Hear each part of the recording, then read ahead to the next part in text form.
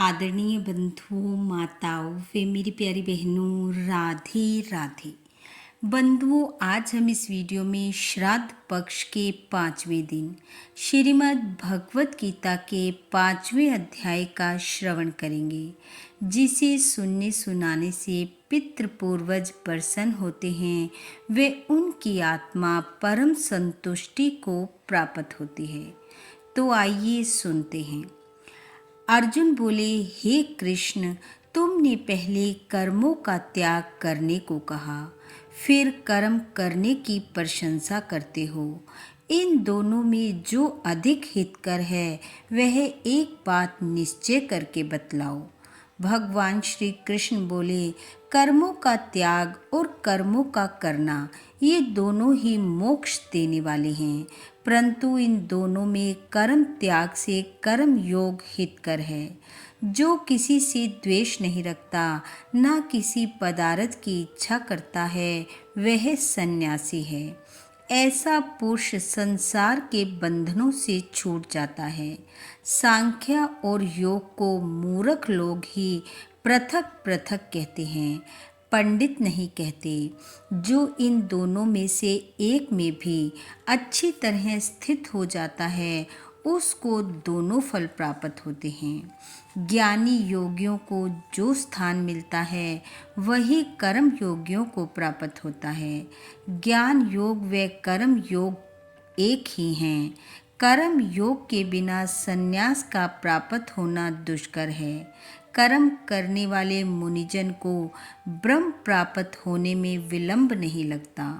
कर्म योग युक्त शुद्ध अंतःकरण वाला, मन तथा इंद्रियों को जीतने वाला, संपूर्ण प्राणियों में अपनी आत्मा को देखने वाला, कर्म करता हुआ भी कर्म फल से लिप्त नहीं होता।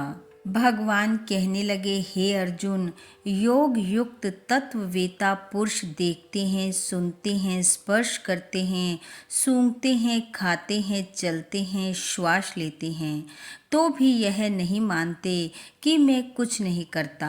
वे बोलते हैं, त्यागते हैं, ग्रहण करते हैं, परंतु यही मानते हैं कि मैं कुछ नहीं करता, और यह मन में धारण करते हैं कि इंद्रियां ही अपने अपने विषयों में लगी रहती हैं।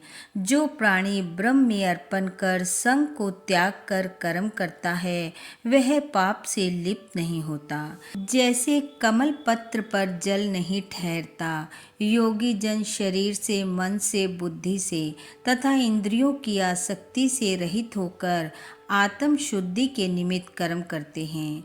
योग मुक्त पुरुष कर्म फल त्याग कर मोक्ष रूप शांति का लाभ प्राप्त करते हैं, और जो योग रहित हैं वह कर्म की इच्छा से बंधन में पड़ जाते हैं। सब कार्यों को मन से त्याग करके प्राणी इस वन द्वार इंद्रियों की देह रूपी पुरी में ना कुछ करता है और ना करता हुआ आनंद पूर्वक रहता है। परमेश्वर किसी कर्म में प्रवृत्त नहीं करता, कर्म और कर्म फल को उत्पन्न नहीं करता। ये सब प्रवृत्ति द्वारा होते रहते हैं। परमेश्वर किसी के पुण्य तथा पाप को नहीं लेता। ज्ञान जो अज्ञान से आच्छादित है, उससे जीव मोह को प्राप्त होते हैं, परंतु आत्मज्ञान के द्वारा जिनका अज्ञान नष्ट हो गया है, उनका वह आत्मज्ञान परमेश्वर के रूप को ऐसा भाषित करता है जिस प्रकार सूर्य संपूर्ण संसार को प्रकाशित कर देता है। उसी परमात्मा में जिसकी बुद्धि स्थिर है और उसी में जिसका मन लगता है, उसी में जो निष्ठा रखता है और जो सदा उसी के ध्यान में लगे हैं, ज्ञान द्वारा जिनके सब पाप नष्ट हो गए हैं, वे इस संसार में दोबारा नहीं जन्मते। विद्या और विनय से संपन्न ब्राह्मण में, गाय में, कुत्ते में और चंडाल में पंडित जन की दृष्टि समान रहती है। जिसके मन में इस तरह की समानता उत्पन्न हो गई है, उन्होंने इस लोक में जन्म मरण रूपी संसार को जीत लिया है। क्योंकि ब्रह्म निर्दोष और सर्वत्र समान है, इसलिए वे ब्रह्म को प्राप्त हो जाते हैं। जो प्रिय पदार्थ को पाकर प्रसन्न और अप्रिय को पाकर खिन्न नहीं होते, ऐसी स्थिर बुद्धि वाले मोह रहित ब्रह्मवेता को ब्रह्म में स्थिर जानो। बाहरी पदार्थों में जो चित्त को आसक्त नहीं होने देता, वही आत्म सुख का अनुभव करता है और ब्रह्म से अंतःकरण को मिला अक्षय सुख मोक्ष प्राप्त कराता है।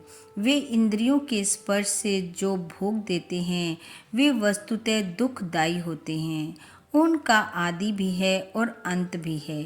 हे कौन्ते, ज्ञानी लोग ऐसे भोगों में रत नहीं होते। शरीर छूटने के पहले जो मनुष्य काम और क्रोध के वेग को सहन करने में समर्थ होता है, वह योगी और सच्चा सुखी है।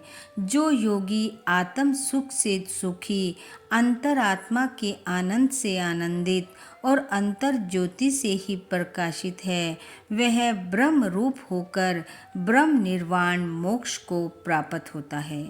बाहरी पदार्थों के संयोग से अलग रहकर दोनों बोहों के बीच में दृष्टि लगाकर नासिका के भीतर चलने वाले प्राण अपान वायु को सम करके इंद्रियां, मन और बुद्धि को वश में करके इच्छा, भय तथा क्रोध को त्याग मोक्ष की इच्छा करने वाले योगी जीवन मुक्त हैं। जो मुझको सब यज्ञों और तपों का भोक्ता, संपूर्ण लोकों का स्वामी और सब प्राणियों का मित्र जानते हैं, हे कौन्ते, उन्हीं को शांति प्राप्त होती है।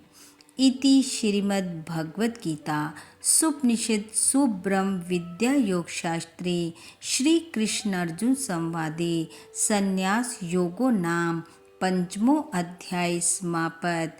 बोलो भगवान श्री कृष्ण की जय। बंधु, भगवान श्री कृष्ण वे आपके पितृ पूर्वजों की कृपा आप वे आपके परिवार पर सदैव बनी रहे। आपका घर आंगन खुशियों से महकता रहे। इन्हीं शुभकामनाओं के साथ आप सबका बहुत बहुत धन्यवाद। राधे राधे।